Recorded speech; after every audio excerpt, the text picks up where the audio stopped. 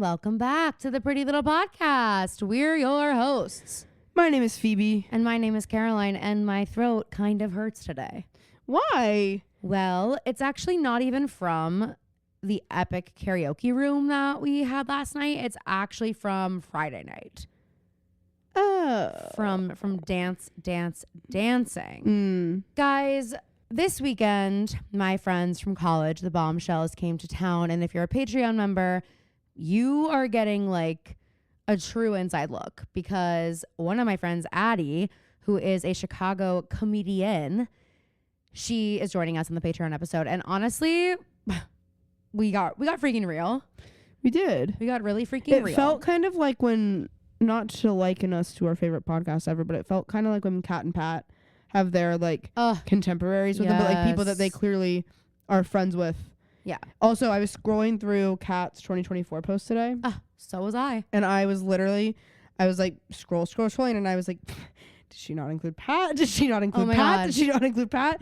Last picture. But I literally was like, no way Pat is not in her photo dump for the year. I mean, Fee, I was scrolling through her post, and I was like, is she not going to include the photo of me and her?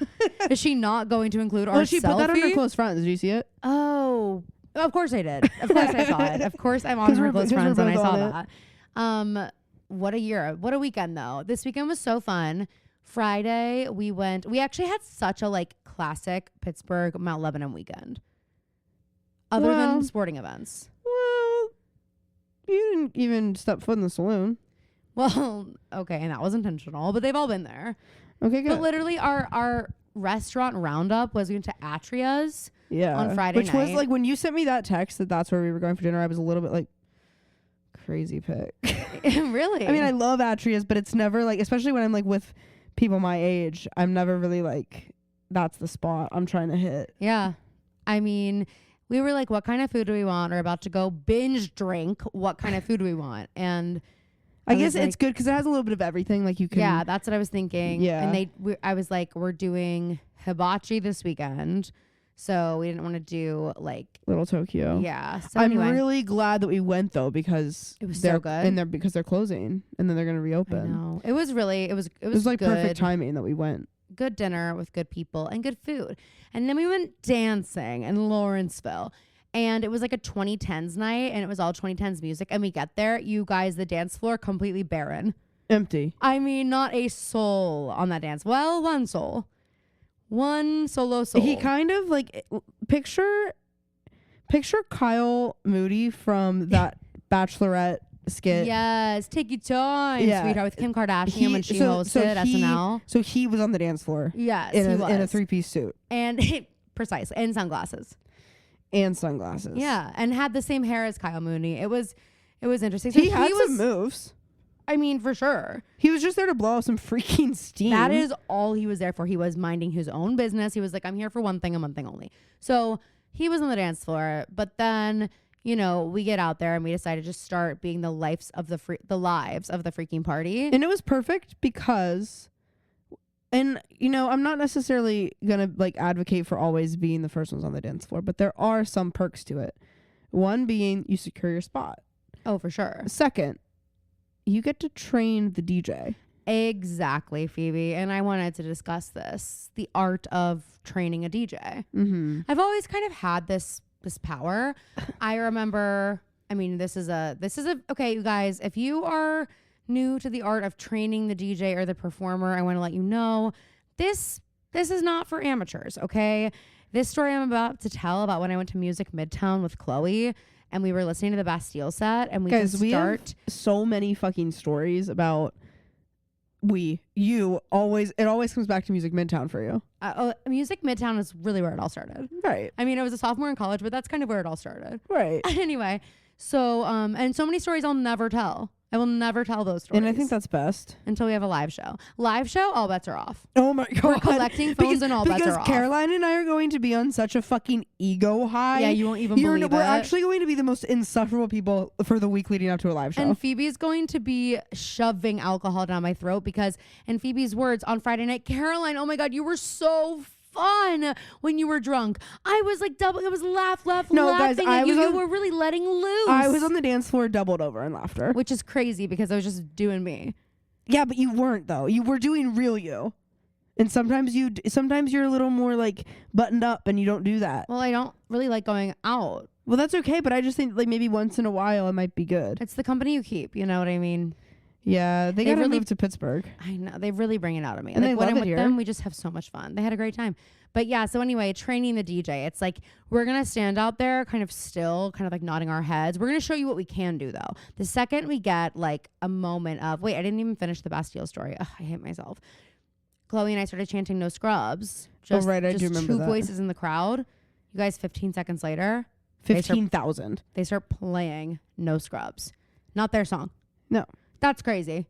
That's crazy. That's witchcraft. That's crazy. And then, you know, one of my exes who was on a certain TV show that we're probably going to talk about today, for sure going to talk about today, he would play music in Charleston, and I would like just text me like, hey, I want this, and like he would play it with the whole band. And it's like, that is an important thing to have. Absolutely. You know, so anyway, when you don't have such a direct line as I did with Bastille at Music Midtown or my ex at the bar, you have to kind of use body language to train the DJ. And so what we were sort of doing is being still, not in a rude way, just like a little head nod here and there, a little toe tap. Right. A little time to go get a drink now. That, and also it was like, because here's the thing, we were not only training the DJ, but we were also training the audience. The people.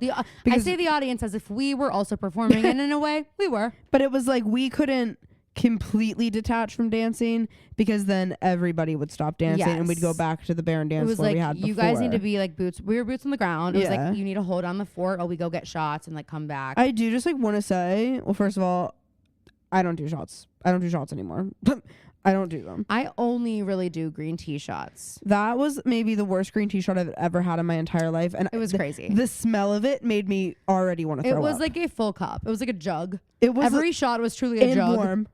Yeah, it was not cold. Oh, it was not chilled. good. It was not good. And but anyway, that's a whole different thing.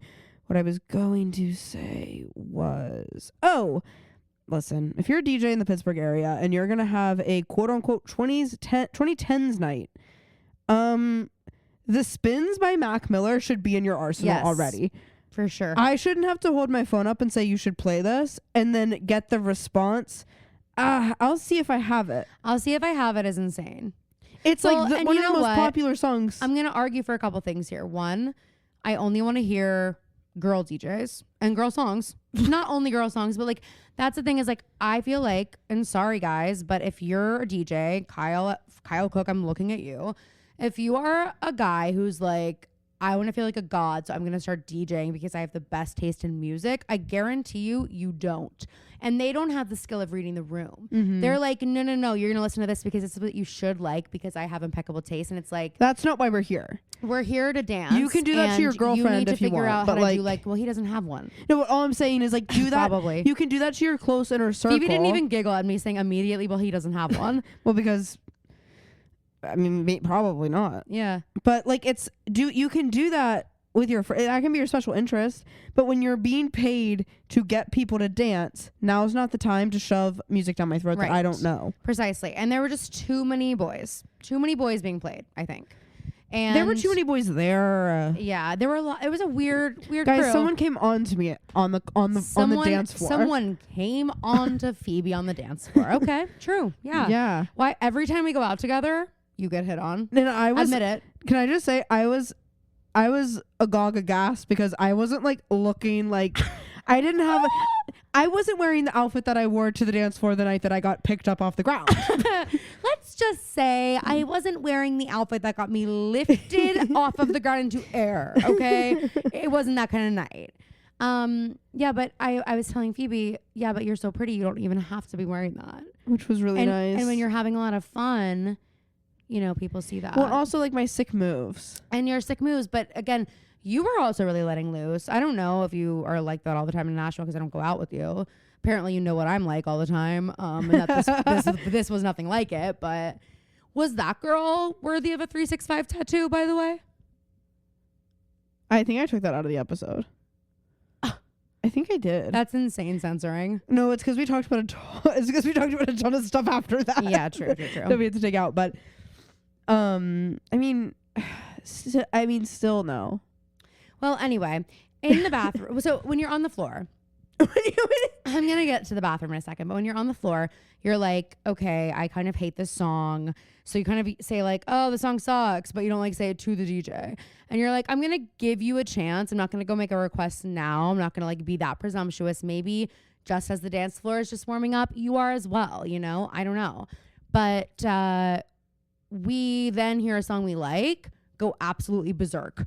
Sing the whole thing, and then he has to play the whole thing. Sing the entire thing. He has to play the entire thing, and you are dancing, and then people are like, wait, those people are having fun. I want to be part of that. Yeah. People start joining the dance floor. And then what the hell is with the DJ then turning on another boy song right after that? Well, it's like every time the crowd was alive, guess who was singing? A girl. A girly. A soprano. Can you get some soprano, some sops in here? I love that at karaoke, I realized that me and Addie have a lot of the same. You guys are tenors. We have the same range. You guys are tenors. You know what Kelly said? Phoebe has a really good voice. Thank you. That's really nice because when we got home from karaoke, mom and dad said, yeah, in that video, you kind of sounded like Ariana Grande in that sketch.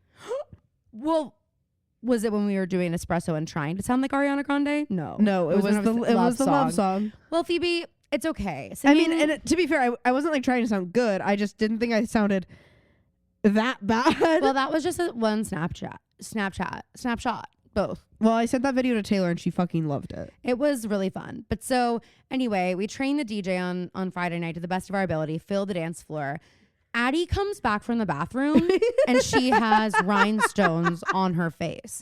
And Gibson and I are like, where the hell did you get those? Because we all, by the way, thank God my dressing room was ready because we all had a girls getting ready party. Caroline was dressed. Girls and gays getting ready party in my dressing room. Caroline was dressed as Taylor Swift performing The Man. On the Eras Tour. I forgot that. On the welcome to the Eras Tour. You guys miss the sound of that, I bet. Us too. Anyway, yeah, it was. Well, I was like, I have no going out clothes, so we'll do this. But it worked, I guess. Yeah. Me waiting for confirmation that Phoebe absolutely freaking loved my look. No, it was okay, great. so Addie's like, oh, I got them in the bathroom. And we're like, what do you mean you got the rhinestones in the bathroom?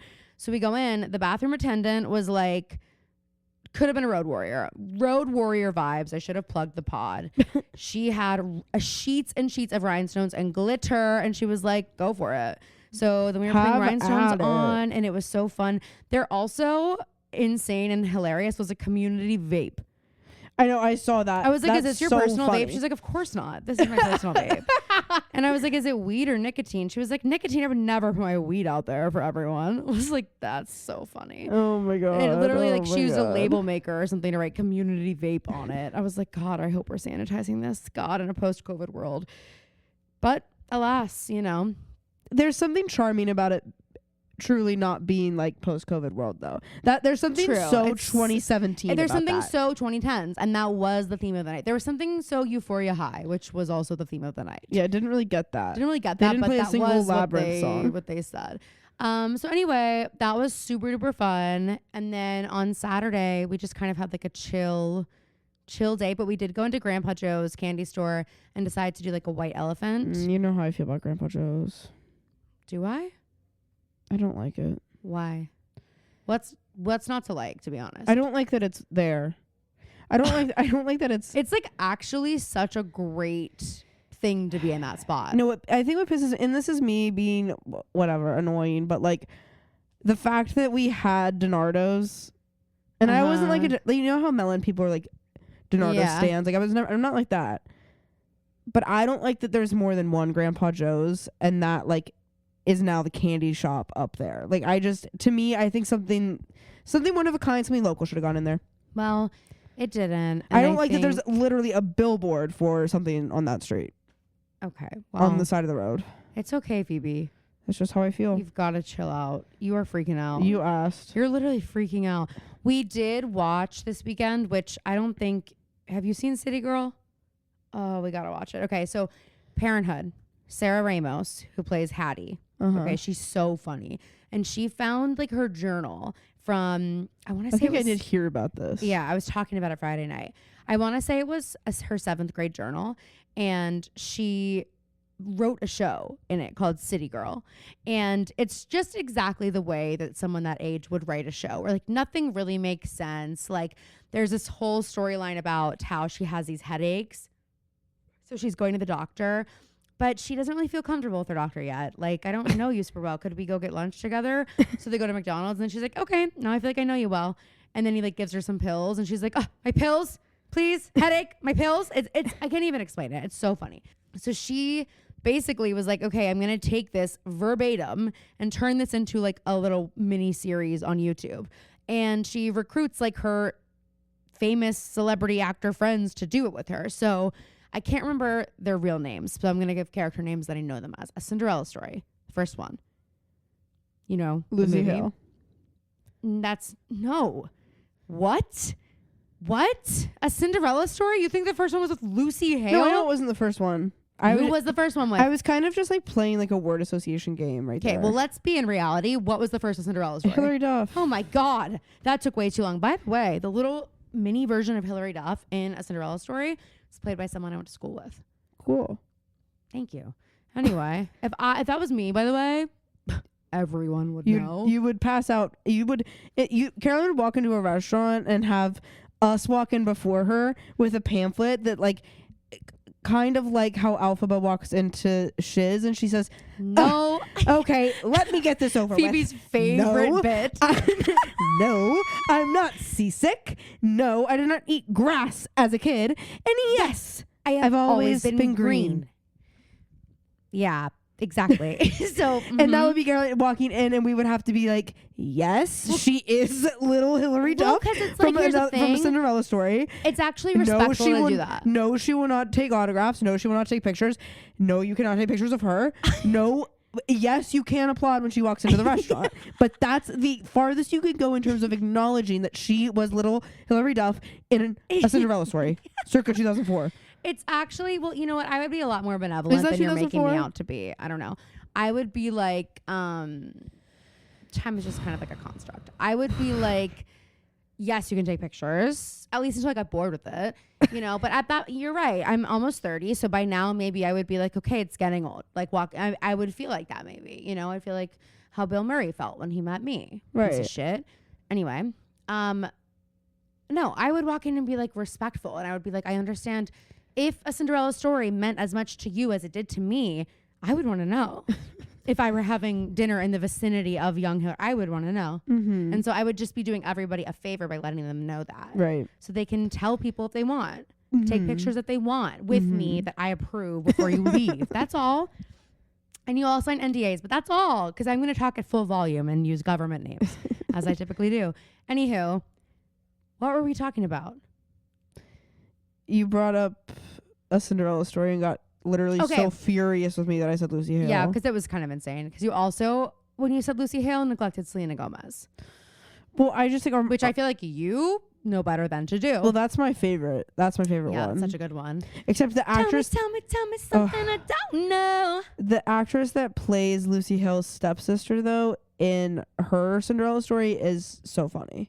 How many inches in a mile? What it takes to make you smile? Get you nuts to treat me like a child, baby. Okay, Moira Rose. It's just like wait, I quoted the funniest moment in Schitt's Creek last night. I forget what it was, but it made me laugh. It is I think this is one of the funniest jokes in Schitt's Creek. It is when Moira, well, first we walk into the karaoke room and Kelly goes, "Why are there ultrasounds on the TV?" Oh, yes, yeah. Because like the screensaver, Kelly, that looked like ultrasounds. And they did. Sonograms. So then I was like, who put this picture of a ghost on the screen? Because there's this amazing moment in Schitt's Creek where Moira walks into her desk and she sits down, or it's not even her desk, I don't think. And she sits down and she's like, oh! She like has a scream and she's like, who put this photo of a ghost on my desk? And they're like, it's an ultrasound, I'm pregnant. And she's like, oh, okay. It's so funny. Oh my gosh, I really hope that was just Catherine O'Hara. Oh my God, it's so funny. Just walk. Who put this picture of a ghost on my desk? Also, like, you have 2 kids. You know what that is. It's so layered. So funny. Anyway, okay, so in A Cinderella Story, the guy that plays her best friend, he is in City Girl. Okay. Also, maybe from Arrested Development. Yes. She is in it as well. Okay, slay. And also, Dylan Galula. Yes. She is in it as well. I'm a big Dylan Galula fan. I can't remember anything that she's in right now. Unbreakable Kimmy Schmidt. No, that's not really what I'm thinking though. Well, she's in it.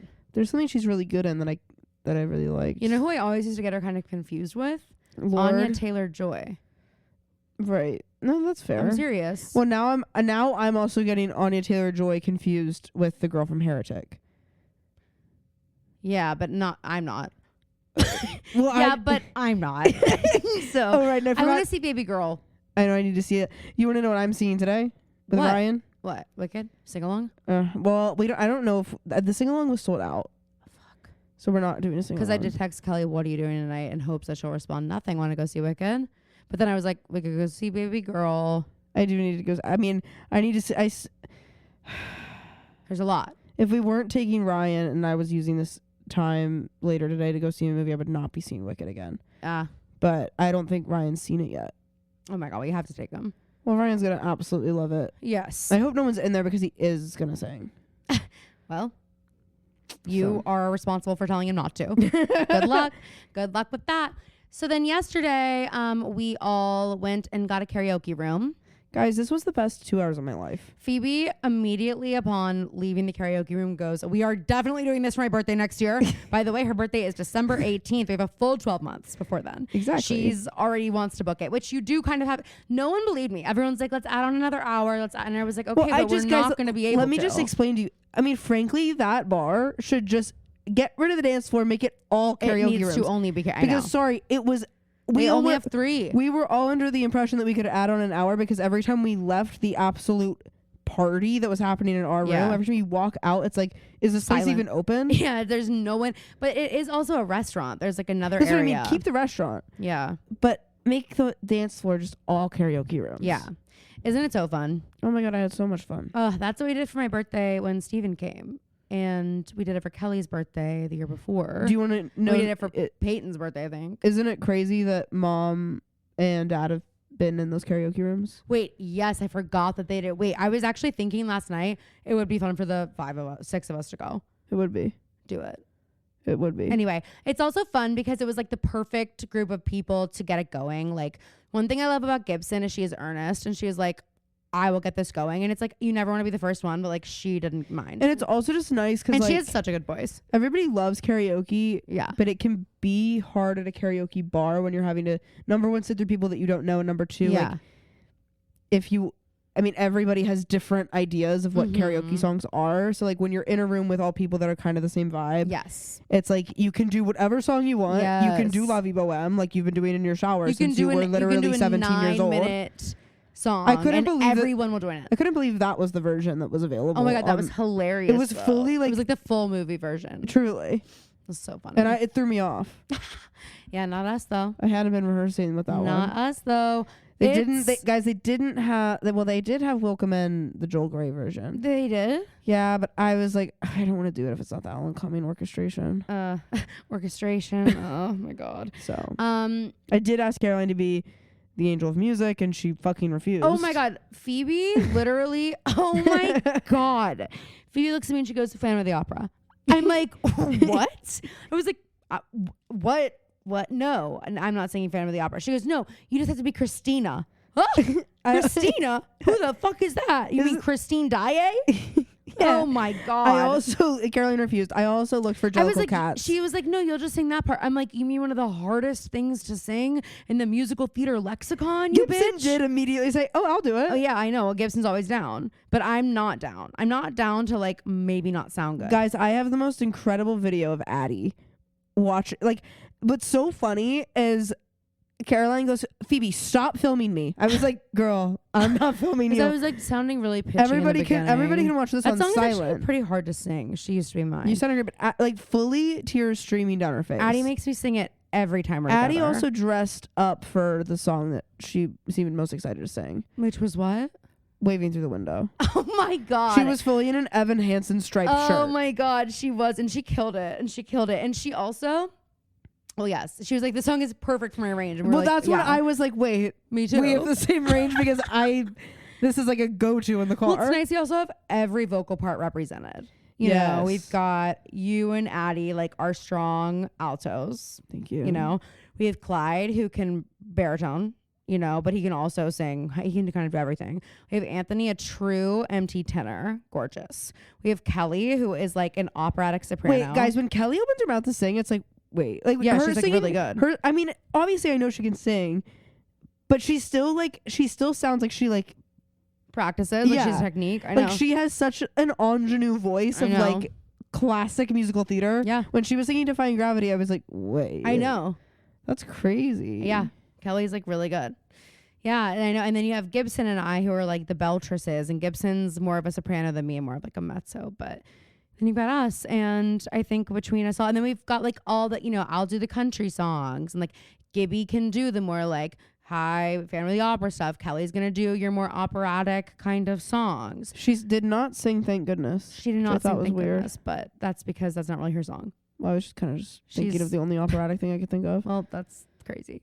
That's actually an insane thing to say. That is what's kind of funny though, because like Kelly is obviously like Alpha, but I'm Glinda, but also I really can't sing Glinda, Wow. which is, I hate to admit it, but like I'm definitely gonna sound more like an alphabet. But right now I've just been letting, as Phoebe said, letting loose all weekend, and the throat is a little bit like, but it's kind of like way hotter than whatever Phoebe's was doing last week. Okay. Hormone harmony. Road warriors, let's get real. Managing PMS can be difficult. When I get on to record the podcast with Caroline, it can be tough sometimes to lock into a cheerful mood. But good news, with the help of Hormone Harmony, I am able to manage my PMS and so much more. It helps me balance my moods and even improves my sleep quality. Hormone Harmony is dedicated to making women's lives better. One of the ways they achieve this is through science-backed herbal extracts called adaptogens. These help your body adapt to stressors. Hormone Harmony is third-party tested, non-GMO, and gluten and dairy-free. It's no wonder to me a new bottle of Hormone Harmony is sold every 24 seconds. If you can even believe it, for a limited time, you can get 15% off your entire first order at happymammoth.com. Just use the code Pretty Little Podcast at checkout. That's happymammoth.com and use the code Pretty Little Podcast for 15% off today. Okay, we need to get into the hard-hitting news. I couldn't believe my eyes this morning. No, it actually makes me sick to my stomach. We do need to give a moment of silence, and not in a parasocial way, but in a way of like, it truly is really heartbreaking that Paige DeSorbo and Craig Conover broke up. And I think they would both also agree that it's very heartbreaking. And I just really thought they were going to figure it out. I didn't. Well, it's not that I thought that they were going to figure out if one of them was going to move. Mm-hmm. I never really saw that for them, but I just thought they were going to pay. Maybe it's just not as feasible. Maybe Yeah. I'm being naive, but in my head, I was like, they could be like a couple that paves the way to show that like Yeah. you could be like I know they're not bi-coastal, but like Right. they could live in New York and Charleston Yeah. and still. It honestly, like, part of me always kind of thought with them, especially like, I think it allows for maybe a healthier relationship in certain areas if you do have that your own space. Yes. I think that's super helpful. But it's just I think that's indicative of like they probably, I think to me them breaking up because they couldn't ultimately figure out how to, if one was going to move or if they could make the two places work, speaks to how much they loved each other. I agree. Because I think it's like, I don't want to be apart from you. Like, I don't want it to be like we're living in two different cities, even if we can make it work. But I don't want you to sacrifice the life you've built and the business you've built. Like, I think it's, but if Amber's right, and if he gets back together with Naomi, I'm going to be so mad. I don't know. I think Amber would love it if that I happened. can't Love you, Amber. stand her. I don't know either way. Do you And like Naomi? I honestly don't have a super strong opinion on her. I think what is hard for me right now is I'm watching like a pretty tough season for her right now. Yes. But also since they started dating, since I've he's been watching, a different person now. he totally is. But and he's no angel. But No. she is so. I can see where when he's mean to her. Yeah. I'm like, you shouldn't have said that to her. Yeah. but she keeps putting you in positions where you feel like you have to be defensive. Yeah. And it's like, I don't like, and also she did admit, she was like, I haven't been honest on camera of like, I'm so much meaner to him, which it's like, oh my God, you're meaner to him than what I'm seeing. Yeah. Okay, so I don't want them, sorry Amber, don't want them back together. It's tough, but though they're like so young. And that's what's tough about, like, I think about that. And so in Giggly Squad today, they released it a day early, and it is like straight from Paige's mouth, basically her breakup announcement, and discussing, you know, kind of what led to this. And the truth is, it's what I think we all assumed it would be, which is that neither of them was willing to give up what they worked for. And like, Yeah. I feel for them both. Like it's so hard. I didn't really think they were going to make it work, because what's so tough is just like, there comes a time where I just feel like this is a perfect example of two people who really love each other, but like, and I don't think it was a waste of time for her. I'm afraid that he's going to look at it that way, which I'm not saying. I mean, he would be, I think, justified if he were. I hope he doesn't look at it that way. But for him, knowing what he's wanted is, and what he's been working towards is like this family. And like this, Paige has kind of become a part of his, not entirely, but his brand. like they're, and for each other, they both have like, well, they have definitely lifted each other up so much throughout their relationship. And I think, you know, she started dating Craig when she was 29 years old.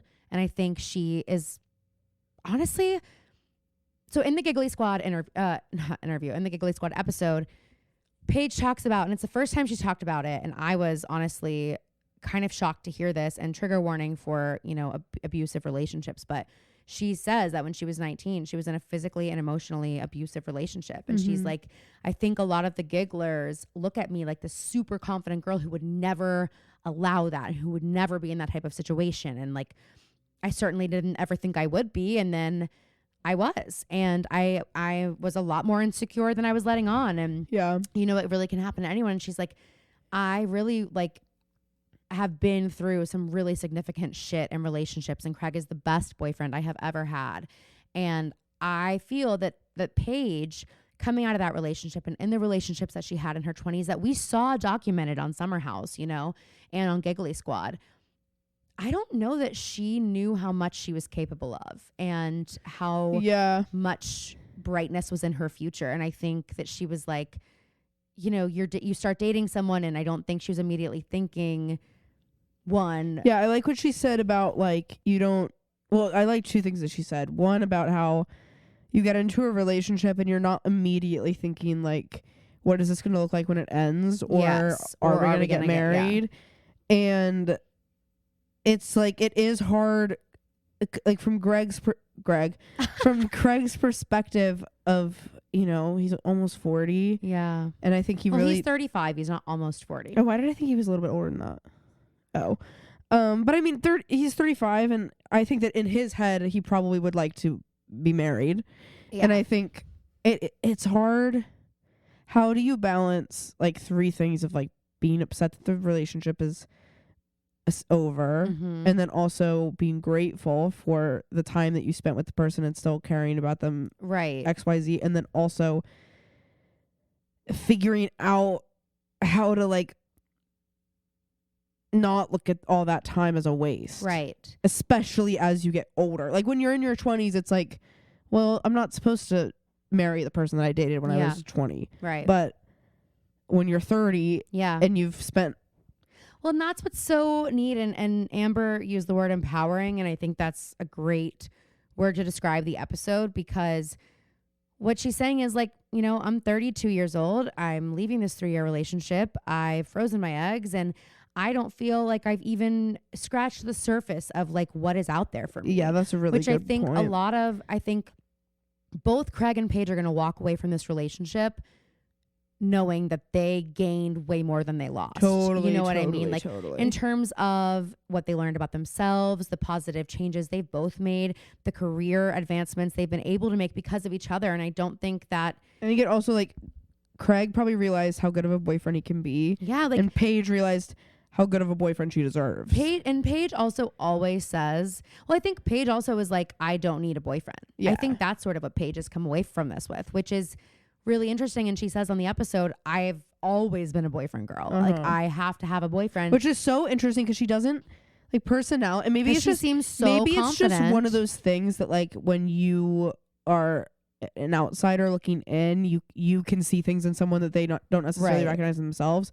Because listening to her talk, it's not even like a confidence thing, and it's just her personality. Yes, seems like she wouldn't be super attached to the idea of having a boyfriend. But I guess looking back on Summer House, she always did kind of. She did, and then I think in this relationship with Craig, especially it being long distance, I wonder if it gave her that space to realize, like, you know, I love having a boyfriend, and I'm in love with Craig, and I love Craig, but I'm also okay on my own, and I'm out here on my own, and I'm doing a lot.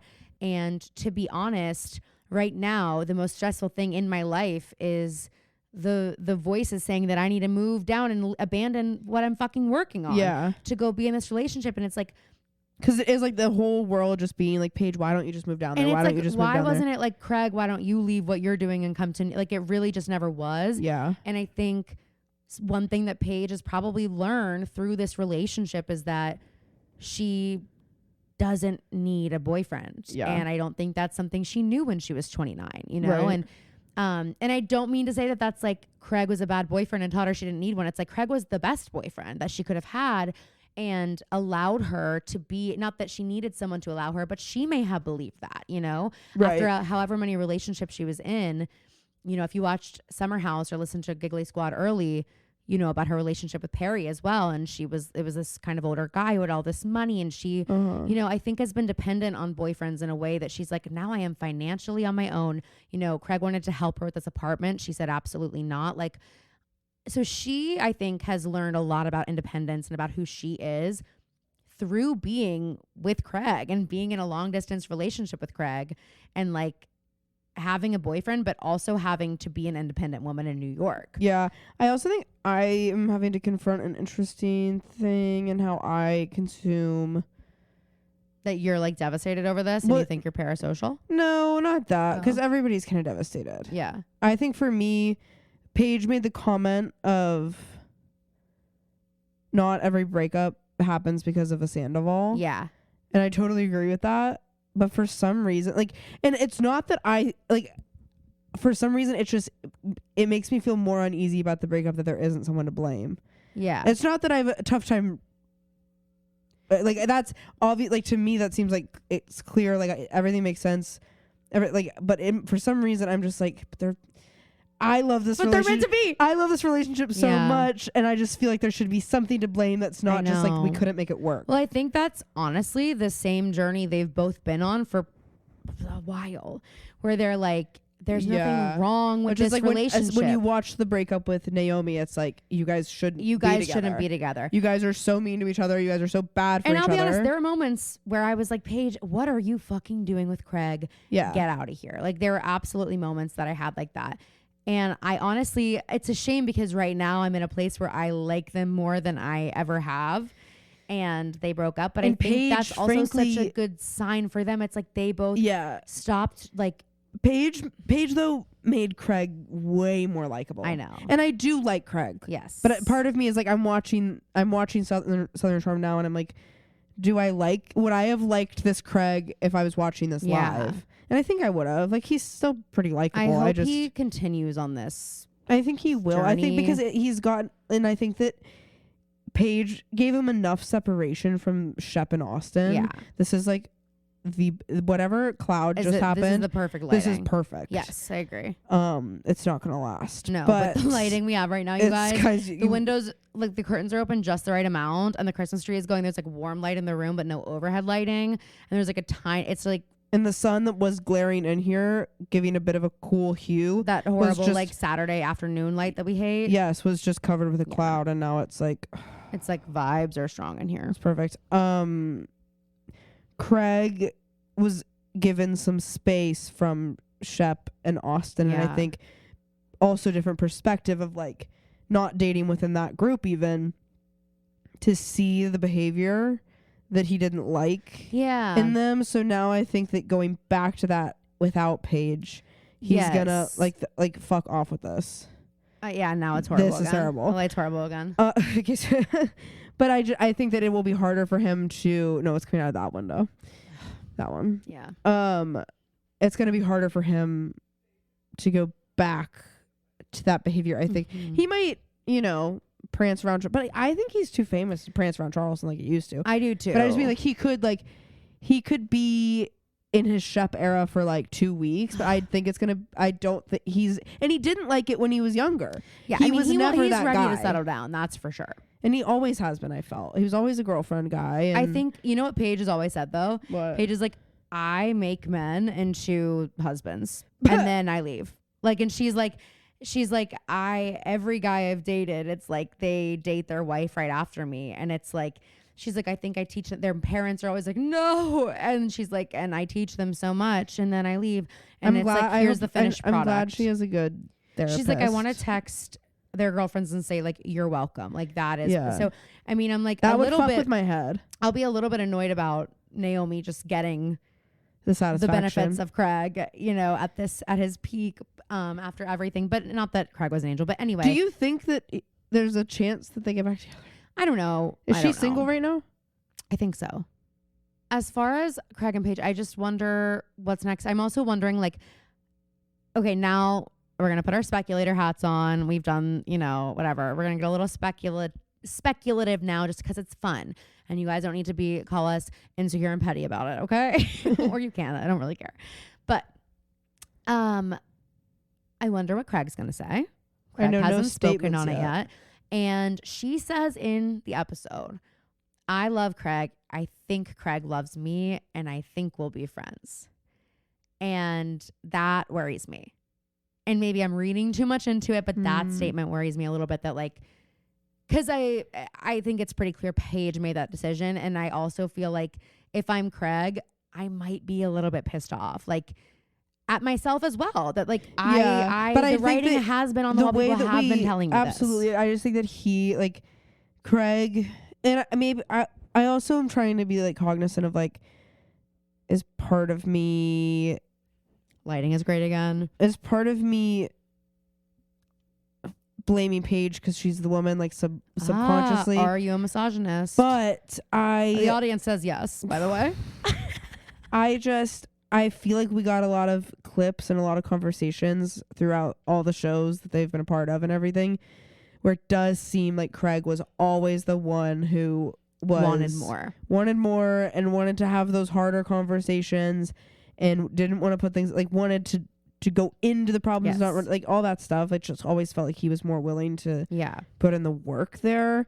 Yes. Not Paige was willing. I just mean more. And of so. course we don't know. But right. But when when they'd be on the phone, it would be Craig and Paige would be always a little apathetic. And we know with Paige because of the the podcast that is who we know she she's is. a little bit more apathetic, but I could see Craig being you let me first of all, now I look like a fucking idiot because everybody's been telling me that this wasn't going to work. He was also just on Watch What Happens, and she did say they've now taken the time for themselves to process, for their friends, for their families, and now it feels like she can tell people. So this isn't a decision that was made this weekend. I don't know when it happened. I'm sure we're going to get more details. I'm sure more is going to come out.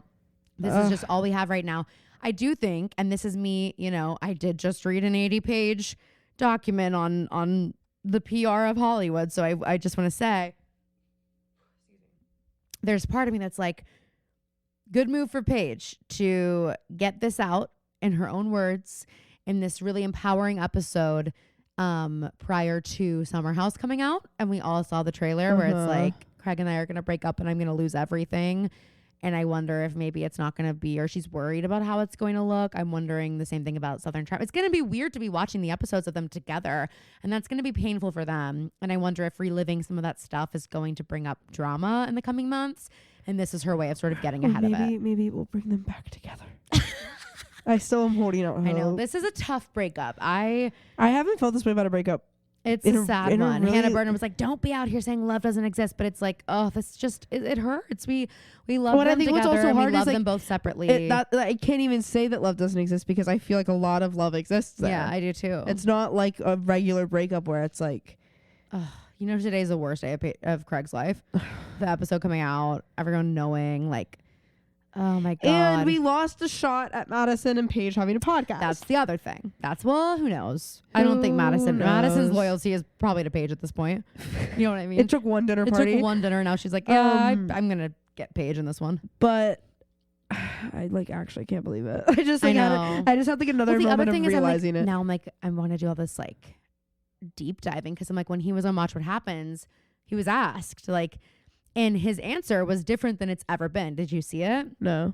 He was asked like, are you guys gonna move? Are you guys gonna get married? And Craig was like, I think we're just in a good place of like, I want her to like do her thing and I'm gonna do my thing, and like we're just a different example of what a modern relationship can be, and which is what I always thought, and which is Yes. why I did think ultimately it was he was gonna like, work. it's okay, we're good, we don't need to get married right now. I think I've taken a little bit of a step back from that, and I'm just like happy to be where we are. Like the way he said it, I was kind of like, I mean, he seemed in good spirits, he seemed good, but I was kind of like, and Paige wasn't there, which I thought was crazy. She lives in New York. He's like, oh, she's in bed, you know, she's been touring. But I also think that probably had a lot to do with her panic attack she's been having and Oh my God. and all that. So I don't know. I'll be interested to see what comes out about it. But Well- it's definitely a sad day for any Bravo fans. Okay, so Justin Baldoni is gonna countersue. Oh, he is? I didn't see this. You didn't see that? No, I have been so unplugged this It weekend. came out a couple of days ago. You need to fill me in on what I've missed. Let me see if I can find the article about it. Oh my God. It hasn't actually happened yet, but his team is acting like it's gonna be like it's gonna ruin her life. Well, I mean, I'm sure they're going to try their damnedest. Is it the same team? Because that concerns me. I don't think so. Like, dude, if you really want to come out on top, my advice for you is to just take it. Yeah, that's what I'm saying. Okay. What is he even people. going to sue her for? Slander, libel? Like, Okay, Justin Baldoni's lawyer says the truth about Blake Lively's legal complaint will expose those who believe themselves untouchable. I've never witnessed such unethical behavior fueled by those who abuse their power and manipulate the truth. Baldoni's attorney Brian Friedman tells People. Okay, so it's not a countersuit. okay. This is not a response or a countersuit. It's a deliberate pursuit of truth. What? So maybe So it what is he doing? Okay, yeah. Okay, Justin Baldoni's lawyer says that the actor's impending lawsuit against Blake Lively will not only bring forth the truth, but also expose those who believe themselves untouchable. This is not a response or countersuit. So it's its own lawsuit. Wow. And it's going to have its own, let's see if there's anything that I can't wait to read this one. this lawsuit will uncover and expose the false and destructive narrative that was intentionally engineered by a trusted media publication who relied upon nefarious sources and neglected a thorough fact-checking process to confirm the validity of these texts. So is it against the New York Times? No, I think it's going to be against the people who put together the actual legal document. This is trusted media source, which makes me think it's the New York Times article.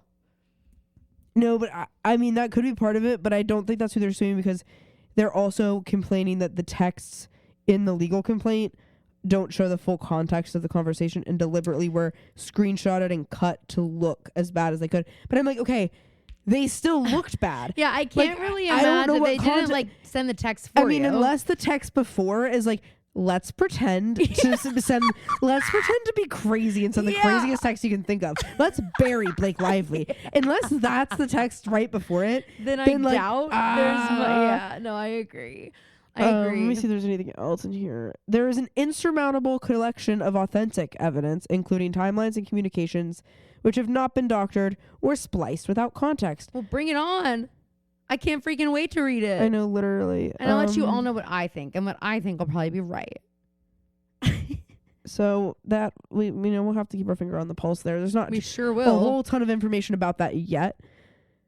But I'm like, I just don't know, like, if I'm in, and again, like, I am clearly not a master of PR. We learned after Mhm. reading this freaking thing, but in my head, that doesn't seem like the smart PR move to. No, I always think contrition is the right move. I agree. And it doesn't matter if your career's ruined regardless. So why even risk? But is the other thing? Is it? He's a No, man. okay, You know. I agree, but to an extent of like, okay, so in his head, if he's trying to salvage opportunities to work, he lost his award. Mm-hmm. I mean, his career in this moment might be over. He might be able to pivot, but I mean, like, since he's occupied women's spaces, it's kind of a different beast than the Johnny Depp stuff, obviously. And the scope of what happened is I'm not necessarily comparing him to Johnny Depp, but I think, what was I gonna say?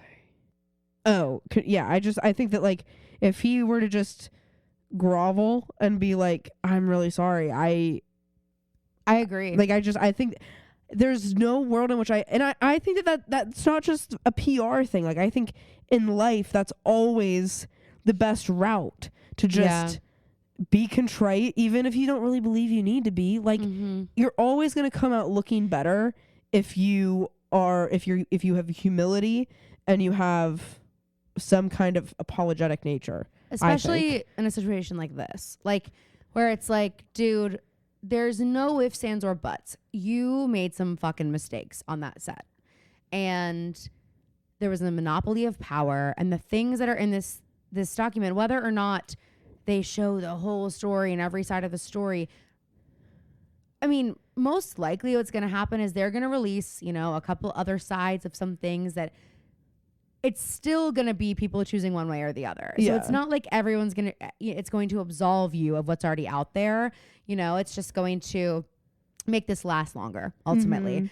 And also there was another article I can't find right now because people post so much, but I just want to say the reason that I'm saying this, that I think it's not always best to be, because it's like Blake. I think Blake is doing the right thing. No. You know what I mean? I know agree. That's not what you're saying. I mean more like, and not to like make it a man or woman thing, but I think point, typically when you're being accused of, the stuff that Blake was being accused of is very different than this. Yes. And frankly, if you had asked me a couple months ago and I didn't know all this, I probably would have said, yeah, Blake, just fucking say you're sorry. I know. Even if you've nothing to be sorry for. Yeah. Because honestly, like, especially for celebrities, I just feel like that's an easy way to just the move. That's what people want. Wipe your hands of the That is what people thing. want. And honestly, the Justin Baldoni portrait that's been painted for me by all of the people that love him is that he would be contrite. Is that his response to this would be, you know what? Obviously, I have some learning to do and some listening to do. I'm going to look in the mirror. And I'm going to read this complaint and I'm going to take this to heart and I'm going to come up with a plan that is going to ensure that I never land. And I'm going to see how my publicist and my team was talking about me. Yeah. And talking about the people that I'm, employing and trusting to helm a movie, and like my scene partners and people, that there needs to be mutual respect on the set. And I think that, like, for him, I would have expected his response to be more like, wow, as he said before, men need to realize when they've made women uncomfortable without knowing it, know? And it's like, he needs to be like, I obviously have some listening and learning to do. I haven't been perfect. And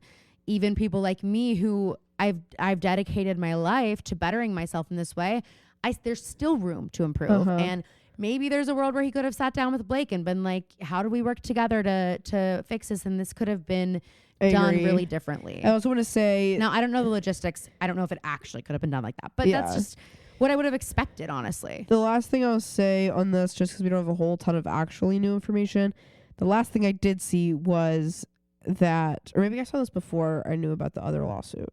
But anyway, I think they're basically suing, I believe, for the same thing that Blake is suing for. It's like a smear campaign. And to that I say, I think, and I don't know the law, so I don't know. If you can prove, I didn't really know smear campaigns were illegal. Yeah. I don't really know how any of it's happening. You can sue someone for character assassination. Right. So I do think that there should, and if it's slander, I think you do have to prove that there was actual damage caused. Which Blake has now done. And I don't think Justin can do the same thing. Even if you can. He just got dropped from his talent agency. No, okay. He got an award rescinded. But they're talking about, I think that they're saying that there was a smear campaign from her camp running simultaneously to the one. Oh, you don't think they're saying right now? I don't think so. I think that's what a lot of people are saying. No, she's doing it right now. No. But what his lawyer said. Okay. His lawyer. This was people posted about it. There was another there. There were effects back then that were also affecting his career, which I don't think is true. Yeah, no, I don't see that. But if they're saying presently, they absolutely would have a case, I think. Yeah, that's true. So that's why I would say, like, there's no way he's not using what's happening now, you know, because then I feel like there has to be a catch of like,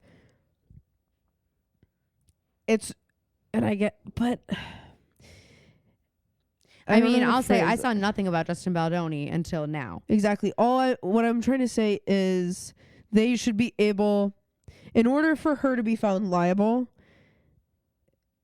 like, I don't understand how it can't be a countersuit. Because to me, I'm like, however Blake's suit turns out will determine whether or not what happened to Justin Baldoni was slander. Because if a court of law finds that all of what she said is valid, then it's not a smear campaign. That's just the truth. Road Warrior lawyers, please weigh in. I have a question. Because we're so stupid. Well, speak for yourself. I have a question. Can you counter a suit of this type, which is like, you know, slanderous smear campaign, blah, blah, blah, with the same thing? I wonder if you can't. I wonder if you can't countersue. Isn't that like double jeopardy or something? You know what I mean? Like, no, that's when you're charged with the same crime twice. So I'm like, I wonder if it's just also more powerful for them to have it a standalone suit. You know what something I mean? I don't quite Never mind. I just freaking unlocked it in my brain. Never mind. You want to walk us through it? Or Well, no, because it's kind of embarrassing. Do it. Well, in my head, I was like, what do you mean you can't be charged for the same crime twice? What if you kill someone twice? Mm-hmm. I realized immediately when I almost said that out loud that they mean like you can't go under trial for the same murder twice. Oh, yes. They can't retry you, I guess. Unless it's an appeal. But that's a different case. Okay. Yeah, but so I mean, like, we're not a law podcast. I think that's like isn't that like the Fifth Amendment? You know what? Our Aunt Liz is listening to this right now and she's like, Sean, you need to call the girls. She's like, they sound so crazy. They sound so stupid. Oh my God. Well, okay. Moving on to something else. What do you think of the rumors that I saw last night that Beyonce and Post Malone are having an affair? I think that's sick in the head, and whoever started that probably needs psychiatric intervention. Wow. Okay. Caroline's like, okay, I will delete that Reddit thread that I created last night. That. No, I saw it on Caroline's Twitter. one of those accounts that Blake listed in the lawsuit. I was hired by Melissa Nathan. I get a cease and desist sent to my door after saying that. No, I was on Twitter last night. Twitter, a very reliable news source. Of and course. I saw, and this is just something funny to speculate about, but I did see something that said, apparently Beyonce's like, yeah, Jay, you got your turn and now I'm getting mine. You better sit down and shut the fuck up. And apparently is like, maybe I've always kind of been more of the camp of I think she and Julius are having an affair. Oh, her bodyguard. Hence the song Bodyguard. I mean, it's a little on the nose, I guess. But everybody said that when it came out. But it is a little bit like, if everybody said jump off a bridge, would you do it? She did write Lemonade. Yeah, no, I know. And that was a little on the nose. I know. I am like, you're really on the nose with these things, and then you're like, I don't want us to be mad at your husband. Which and I'm like, you're on the nose with all these things, and then you like go to the Mufasa premiere with your whole family and act like you guys are like the first family, and it's like, yeah, and it's like, wait, hey, we know a lot about you guys. There's been scandal here. Look, I've had scandal. You guys have had scandal. You guys have absolutely had scandal. I don't know if I had a dream or if I actually saw this, but I do believe we got like a list of scenes that are going to be in the director's cut. Wicked. I've actually seen some of them. Have you? No, and I don't want to. I don't want to either. I saw 2 by accident, and like I was like, wait. Did you see I've had scandal? No. Did you? Okay, did this one make it in? Because my favorite part of the Lost Culture ep was Ariana impersonating Bowen doing this line, where Bowen is walking around Shiz and goes, "Okay, I'm gay, but I don't want it to be the most interesting thing about me." So good. Why did you write my Shayla trend? This is my favorite fucking trend on the internet. What is it? Now. Let's get on it. What is it? You know that sound that's like, my Shayla? No.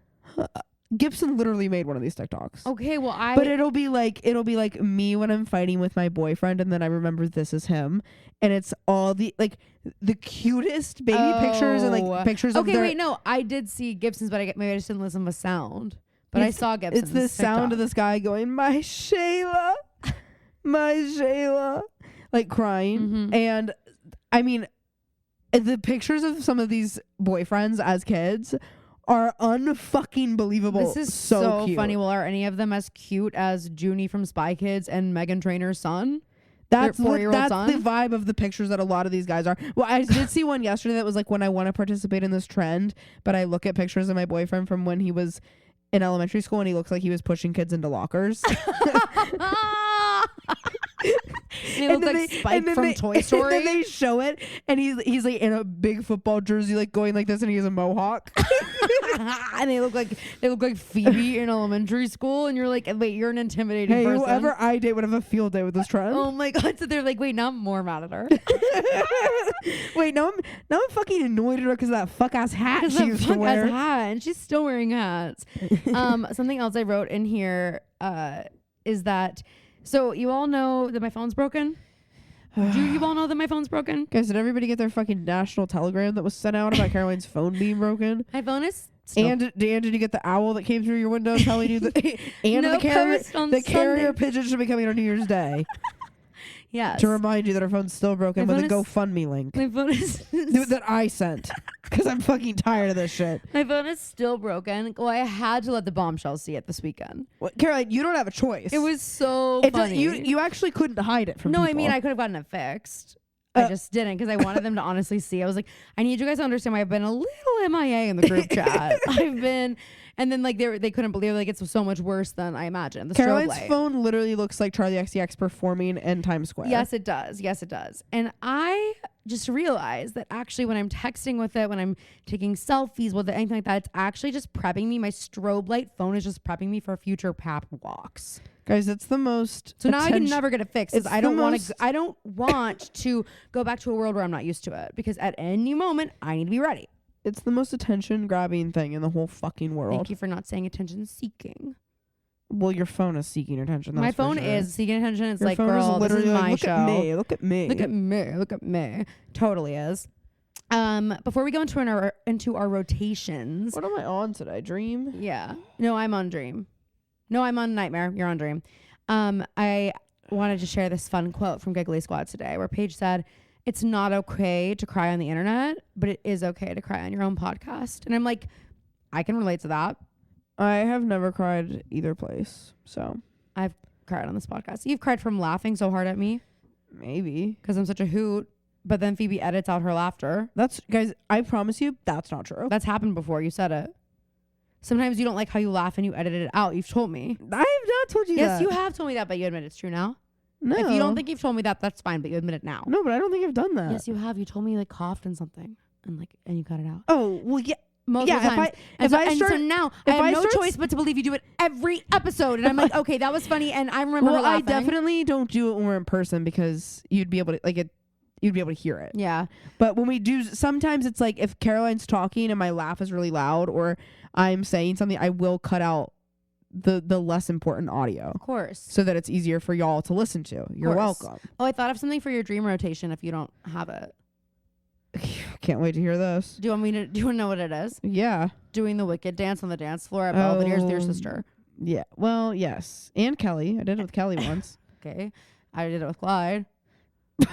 Also my sister. Okay, so we both cheated. So we're both dirty cheaters is what I'm hearing. Yeah, we did the wicked dance on the dance floor. So what? Also, guys, how fucking funny the way I didn't look at Caroline and say let's do the wicked dance. well, I I ca- know it. So I came up to Caroline and did the. I put my hands up against it's hers. an unmistakable move. I knew what Caroline you wanted and I me to also do. on the dance floor. Like it was more of a prompt. Or if I'm like at the bar and she's like she has her drink and she's over on the other side of the bar, Do the little, we just do the little like. hand. But actually, we realized that our version of the little finger wave is actually a tip of the hat. Yes, exactly. And Which- unfortunately, that's not as subtle as it's not Elfie as and subtle Glinda, as their little wave. because we do have to fully jump off I the jump ground a foot in the air at least, and do a backflip, in case you guys didn't realize. You guys will see it one time. When we- Okay, well, let's move into our rotations, and you unfortunately are first. Okay, fine. That's number 1. Okay, cool. Number 2 is. Like, this should be easy for you. You just had the best weekend of your I life. know, but I can't pick favorites. You could take out the one I put. And then Okay, just number 2 is Queen Millie. Queen Millie, and the dog. You hey, dog shout out if anybody's listening. Shout out if anybody's listening. But this dog, she has really come into her own. Yes, she has. This dog, Phoebe and I dog sit. Sometimes her name's Millie, and sometimes she has feathers in her hair, which is when I'm like, you're your truest self. I'm actually shocked she didn't have tinsel in her hair. Guys, we went to Hibachi last night, and the chef was like, does anyone have anything like hair products or anything that might catch on fire? Hello. It was like he knew I had tinsel in my hair. I was like, is tinsel flammable? He's like, yes. Oh my gosh, we did have the cutest little experience at Hibachi of us being like, there was this other table where the adults were on one grill and then all the kids were on the other grill, and the kids watching this man cook. Oh my God. It was like what I would give to have that feeling again. And it was like, man, we really are all just still sitting at the kids' table. It's just grown up now. That was There so you go. deep. Thank you. Dream rotation that. Well, duh. No, okay. On my dream rotation, the Nintendo Switch that I don't have but do want to buy. I'll buy it one day. Do you want to play a little Switch after this? No, because I do think I kind of have to start I hurrying. feel like you have time. We'll see. It can be cart. What? It can be cart. Okay, we can do one game of cart after this. I'll see if Anthony's down. Okay. So Okay, you're done? Third is. I thought that was it. You just did 3. What was number 2? The No, you did have a number 2. Whatever. You I did guess I something- did. No, you did. Number 1 was The Wicked Dance on the Dance Floor. Number 2 was Queen Millie. Oh yeah, I forgot. We literally just. Oh, okay. So Millie a couple years ago, she's always been so precious, so cute. Love dog sitting for her, but she used to be a little bit hyper. She's still a little crazy, but But she was used a to- puppy. She used to like she would not want to go out. She would not want to do like XYZ. And I haven't dog sat for her in a long time. And I got into that house and I was like, oh my God, you're a preteen now. She's Because so she's fun. she's like so fun, but then also like will listen to you. Yes. And She's a great and she- snuggler. and she, oh my, the way that she just like Oh, I presses up know, against, I know. fully presses up against you, like wants to be as It's close to you as so possible. cute. She's so cute. She's We were got- talking about just like queening out with Millie. It's like literally, the best. and it's like I will never personally, and this is me being sexist, I will never own a girl dog. Me neither. But I do like dog sitting for girls because, I get a little taste of it. and you can be like, it's so fun to be watching a dog and say, "Hey, girl," or like, Hey, girl. Yeah, exactly. I agree with you. Totally. That's Thank great. you. And then wait, repeat your third one again. My third one was the Switch that I don't own. Okay, cool. What will be your first game on the Switch? Mario Kart. Love it. All right, my nightmare rotation. First is, quote, up to sales. That's bullshit. Don't you dare put the number 80 huge on your sale thing, and then up to is in tiny little letters And then underneath. it's like a pair of socks And it's with like Easter bunnies on them that are it's like 80% there's off. one thing that's 80% off, and like I'm going through the whole thing, and like everything's like 15% off. I'm like, it's not even fucking close.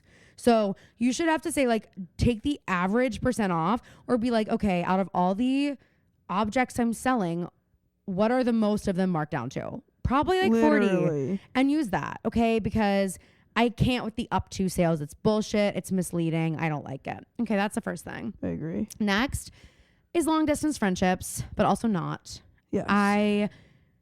My BFFs are long dist for the most part, and it's really hard. You have to be so much more intentional with your friendships, but I think we are really good at it, and we do a really good job at showing up for each other and like being there for big moments and celebrating each other, and keeping in touch and like supporting each other. But it's really hard, and it stinks like when you have just like such a fun time with them. And this weekend was nice because like every time they've come to Pittsburgh, it's been like they're here for Hairspray and like I have to like take care of my voice and like be at shows, or they're here for the wedding and like it's packed, you know? So this was the first time it was like just have like kind of a normal weekend in Pittsburgh with us.